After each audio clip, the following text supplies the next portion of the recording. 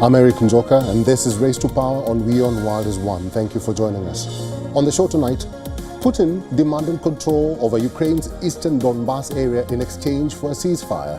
He proposed that Ukraine withdraws from the Donetsk and Luhansk regions and offered a freeze along the remaining front line. We tell you what handing Donbas to Putin would mean for Ukraine. And in India, the Congress party is considering legal and constitutional action against Chief Election Commissioner Gyanesh Kumar for countering allegations of electoral fraud. Welcome to the show. All eyes are on Washington, D.C. In just a few hours from now, Ukrainian President Volodymyr Zelensky will sit down for a meeting with Donald Trump. Several European leaders will be in tow as a critical conversation around territory, security and Ukraine's future at NATO unfolds at the Oval. Ahead of the meetings, Trump took to social media platform Truth Social, saying that it is a big day at the White House. He also said, and I quote, "We have never had so many European leaders here at one time. A great honor for America. Let's see what the results will be." The US-Ukraine-EU meeting comes just days after Trump's historic summit with Russian President Vladimir Putin in Alaska. From that meeting emerged Putin's key demands, one on Ukrainian territory under Russian control, the second on Ukraine ending its pursuit of a NATO membership. It is being said that Trump is inclined towards Putin's conditions for peace and will discuss them with Zelensky and other European leaders in attendance. There is one region critical to Putin's conditions: Donbas. Ukraine's industrial powerhouse, which, according to reports, provides over 56% of the country's hard coal reserves, Donbas stretches across the regions of Donetsk and Luhansk. It is also a predominantly Russian-speaking area. But why is Donbas so important for Putin to control? As Ukraine's industrial heartland, the territory houses coal reserves worth an estimated $12 trillion. The region is also rich in minerals like lithium, tantalum, cesium, and strontium. Together, these minerals are critical in the technology and defense industries. The Donbas region in eastern Ukraine borders Russia, and its water source also extends crucial supply to Crimea, another region that Putin wants under Russian control. Zelensky continues to reject any territorial concessions. He warned that withdrawing from Donbas would only pave the way for a renewed Russian offensive and insists that Ukraine's constitution forbids surrendering or trading land. Zelensky has stated that any discussion over territory must happen face-to-face with Putin and only in the presence of US and European leaders. Military analysts are warning that losing Donbas will be catastrophic for Ukraine. It could shift the front lines up to 80 kilometers west and open a direct path for Russian forces to advance towards major cities like Kharkiv, Poltava, and Dnipro. Since 2014, Russia has used proxy forces and later launched a full-scale invasion to take control of roughly 87% of Donbas. As the world counts down to the Oval Office meeting, there are several questions on everyone's mind. How much territorial cost will Zelensky agree to bear in return for Russia ending the war? What security guarantees will the US guarantee? Will Washington consider fresh sanctions on Moscow? And more importantly, if Russia gains everything Putin has demanded, will Ukraine alone bear all losses on the negotiation table?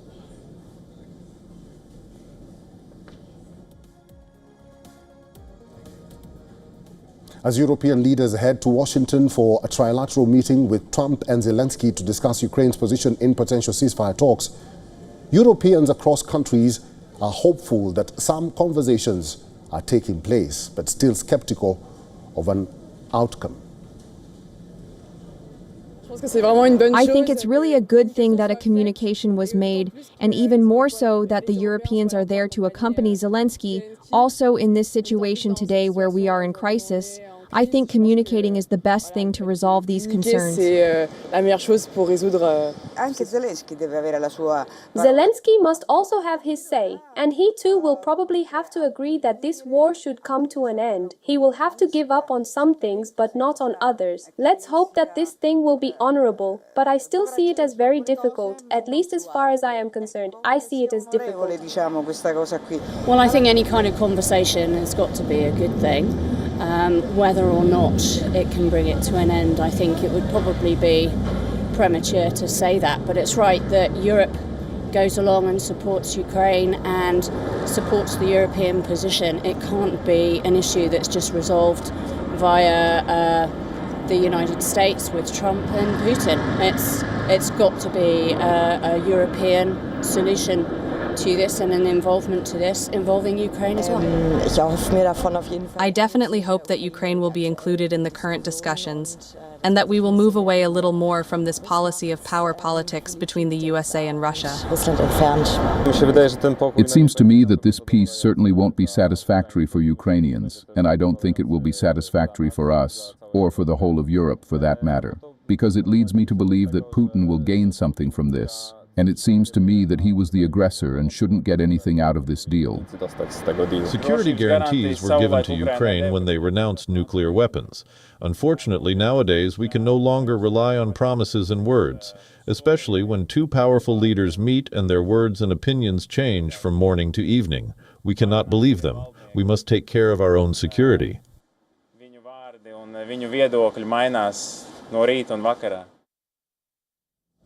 So those are the voices from Europeans. Ukrainians are waiting with bated breath for the outcome of this meeting. So what do they expect the outcome of the talks will be? I think Zelensky will not accept conditions because too many people suffered and died. Did they die for nothing and we will give away land? But at the same time, it is very painful that people keep dying while they are negotiating in the cabinets. Putin will not make any promises. He wants to conquer entire Ukraine.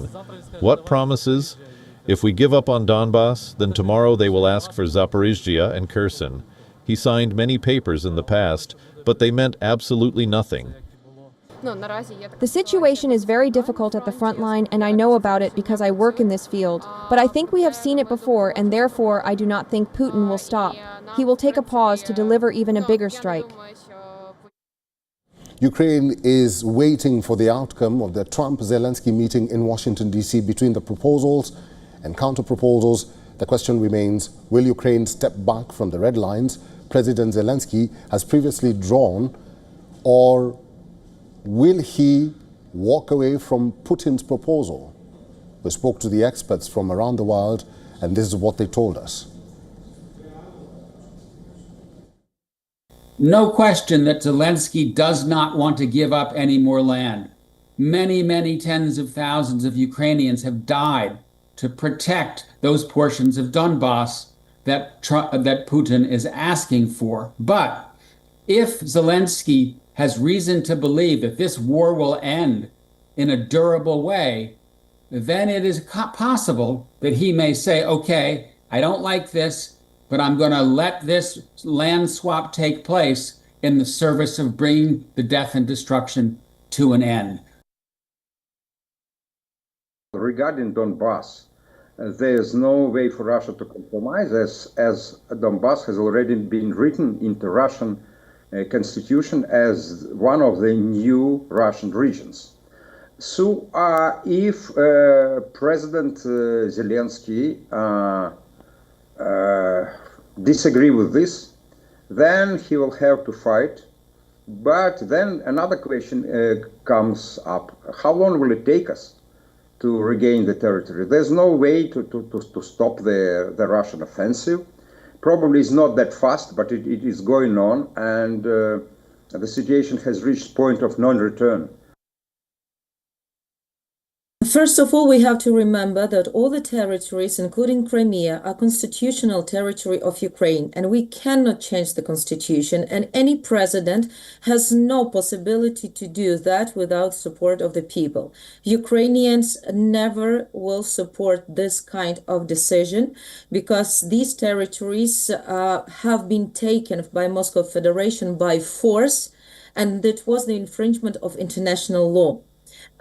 If we take to the international context, if in any case this happens, then we will get a precedent for all the other countries when some aggressor countries can attack other territories and proclaim them to be theirs, infringing international law.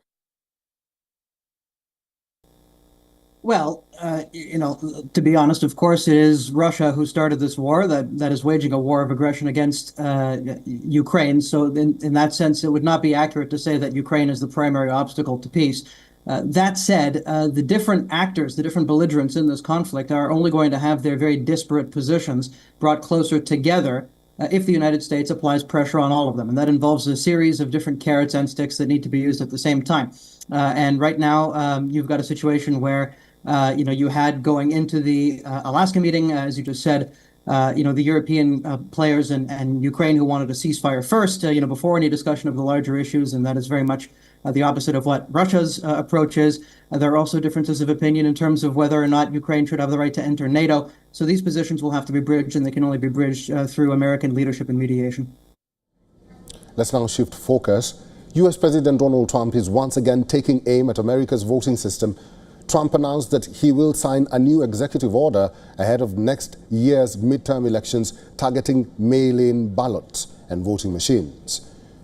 Trump says he's ready to lead what he calls a movement to ban mail-in ballots and eliminate voting machines, which he described as inaccurate, expensive, and controversial. In a social media post, the U.S. president claimed that Democrats cheat at levels never seen before. He promised to sign an executive order to bring honesty to the 2026 midterm elections. This is not the first time Trump has spoken against mail-in ballots. Earlier this year, he signed an executive order on elections, but blocked by the courts after Democrat-led states sued. Trump also warned states to comply. The announcement came days after Trump met with Russian President Vladimir Putin. Trump claimed Putin agreed with him on ending mail-in ballots. Trump has long pushed his Republican allies to rewrite U.S. voting rules while claiming that he won the 2020 presidential election. From redistricting in Texas to get control of the House or to overhauling the voting system, the battle for the 2026 midterm is heating up, with President himself taking a political lead and unleashing his executive powers to clinch victory.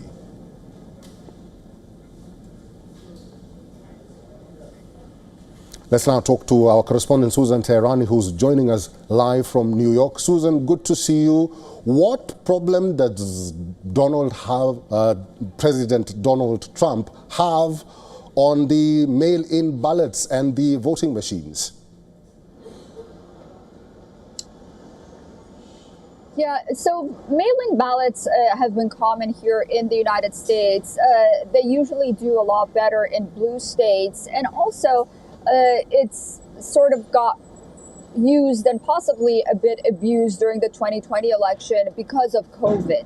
And there were some discrepancies. Now, there hasn't been any widespread reporting of voter fraud. There were a lot of mistakes that were made, notably here in New York. But nonetheless, this has been an issue, not only for Donald Trump, but for Republicans as well. And then there's the issue of the voting machines that was front and center in 2020. Well, President Trump says that he wants to sign an executive order. Ultimately, the U.S. Constitution gives states and not the federal government authority over votes and over elections. So he would need the backing of Congress. And he also mentioned that there is no other country that does this except the United States. As far as we know, Canada, Switzerland, and Germany, they also have mail-in ballots. But nonetheless, this is a fight that the Republicans have been trying to fight, and President Trump seems to be leading it now going into the 2026 midterms. Susan, very quickly, I know Trump said that if states do not comply, then there will be a problem. What are some of these states saying about this controversial statement by Trump? Yeah, well, we'll have to wait and see how this moves forward. Well, the president does have authority, like I said, because the states are the ones that control elections. Ultimately, it would have to go through Congress. Democrats, for their part, they've been fighting to get people to vote without IDs, the voter ID issues. Republicans want the mail-in ballots to go away because most Republicans vote in person. So, both parties really, as we get closer to every election, they try to sort of bring the issue of voting and what's the right way to vote here in the United States as the forefront. All right, Susan Teherani, good to see you. We'll have to end it there. Thank you.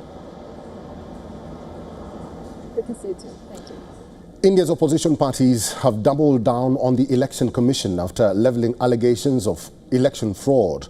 At a press conference on Sunday, the Election Commission officials, led by Commissioner Gyanesh Kumar, dismissed all the accusations of vote theft and claims of the body colluding with the ruling BJP.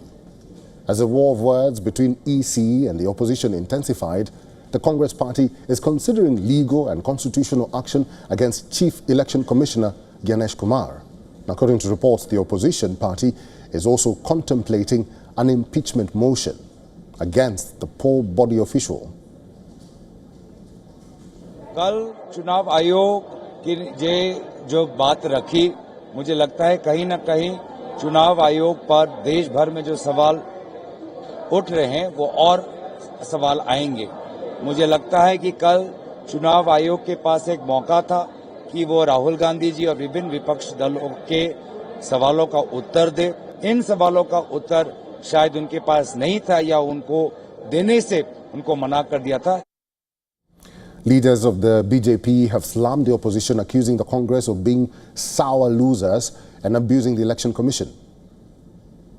Commission ने कुछ काम जब करते हैं तो अगर उसको कोई विरोध करता है या कोई आपत्ति है तो इलेक्शन कमीशन को ही लिखना चाहिए और इलेक्शन कमीशन को ही अपील करना चाहिए। इलेक्शन कमीशन तो संवैधानिक संस्था है और इलेक्शन कमीशन का बिहाफ में पार्लियामेंट में आकर के कौन जवाब देंगे, तो इसलिए इलेक्शन कमीशन में ही जाइए।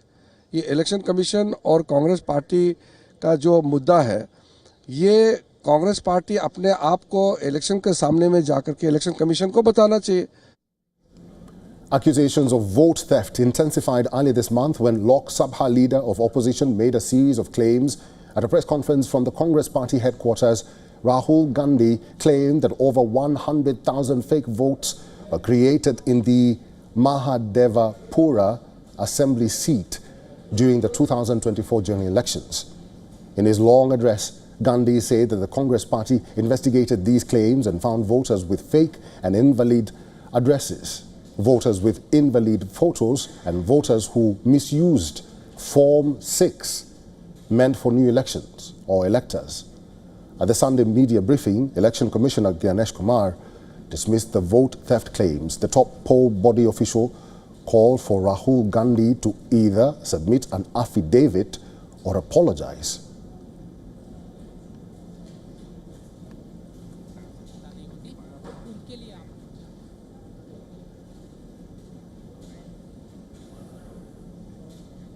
Bolivia has voted for change, bringing the curtain down on 20 years of socialist rule. Preliminary results show a center-right senator and a right-wing former president advancing to a runoff. Senator Rodrigo Paz, son of former President Jaime Paz Zamora, emerged as front-runner with just over 32% of the votes. Former President Jorge Tuto Quiroga finished second with 26.8%. This is his fourth attempt at the Bolivian presidency. And now we begin to build the victory of the homeland, to change, to transform, to make a more equal country, a country with a society of equals. Join me in saying, long live Bolivia, long live Bolivia, long live the people's victory, long live the homeland, damn it. It's a historic night. It's not for one party, it's not for one faction, it's not for one candidacy. It's for all Bolivians who have spoken with strength, with faith, with hope, and with dignity. Trailing far behind was millionaire businessman Samuel Doria Medina. He was expected to lead the race, but finished on the third position. Doria Medina has now thrown his weight behind Rodrigo Paz. Andronico Rodriguez, the main leftist candidate and president of the Senate, slipped to fourth, a devastating blow to the socialist movement founded by Evo Morales. Nearly 1 in 5 voters answered Morales' call to spoil their ballots, shrinking the left's vote share even more. Morales was barred from running in these elections. Voting for the runoff will take place in October, but whoever wins in the runoff will inherit a troubled economy. Bolivia's gas revenues have collapsed, foreign currency reserves have eroded, and shortages of fuel and basic goods have left many frustrated.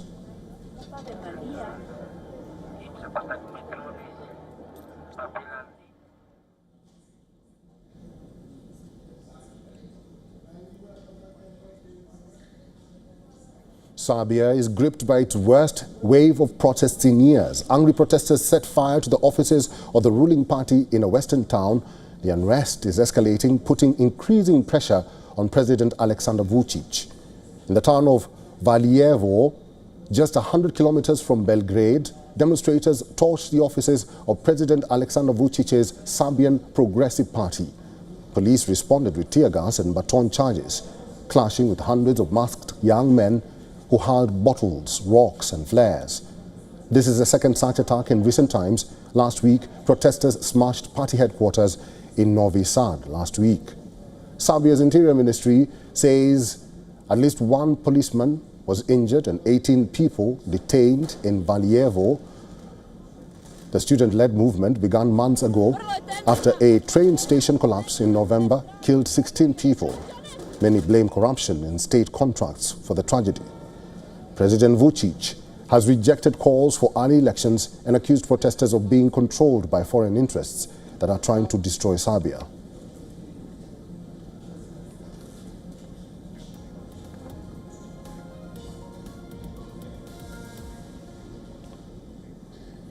Now, in a striking display of contrasting visions from India's neighboring countries, the army chiefs of Bangladesh and Pakistan recently made public statements that reflect their nations' divergent paths.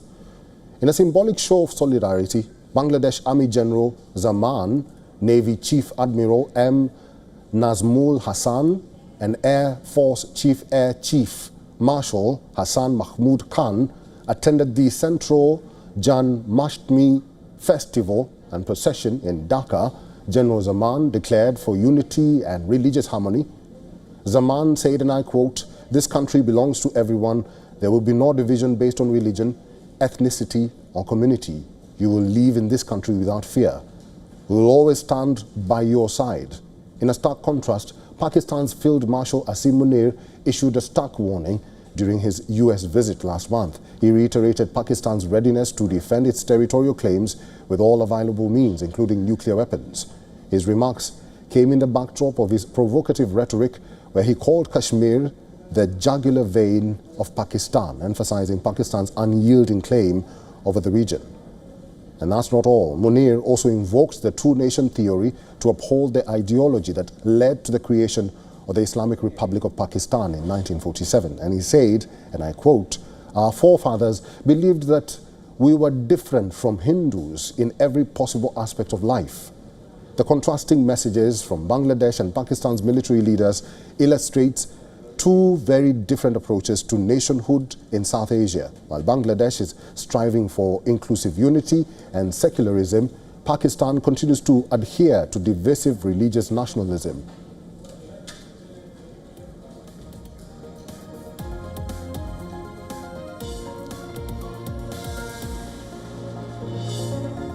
And that's the latest on this edition of Race to Power on WION World is One. Thank you for watching.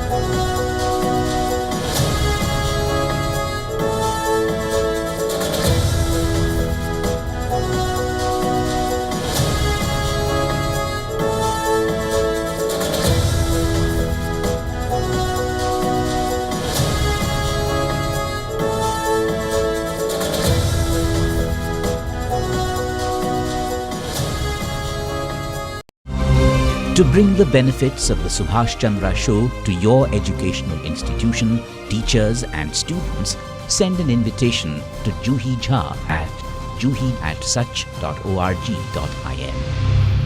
WION Health Resort is unique, the only one of its kind. Experience the 4 paths of natural wellness: yoga, Ayurveda, acupuncture, and naturopathy. Each uniquely customized program improves the whole person to make every person whole. Come to WION Health Resort. Make your reservation at yowon.com. WION, India's global voice, the channel that brings you the biggest stories from across the world through India's lens. Now available in more than 190 countries worldwide. Because we believe that the world is one. Watch us in Africa, Europe, USA and Canada, South America, Asia Pacific, Middle East and North African regions. Also available on these digital platforms across the world. WION, world is one. The Earth is sending distress signals. Wildfires, droughts, and melting glaciers. Can we reverse the damage? Explore the harrowing effects of climate change. It's a wake-up call. Global emergency. Climate Tracker on WION World is One. From the bustling trading floors of Wall Street to the vibrant exchanges of Asian stock markets, WION breaks it down for you to make sense of what's happening. As we reveal the key factors behind events, strategic battles, and the game-changing business decisions that shape the world. We bring you all of this and more on World Business Watch. WION, India's global voice, the channel that brings you the biggest stories from across the world through India's lens. Now available in more than 190 countries worldwide.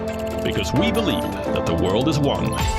Watch us in Africa, Europe, USA and Canada, South America, Asia Pacific, Middle East and North African regions. Also available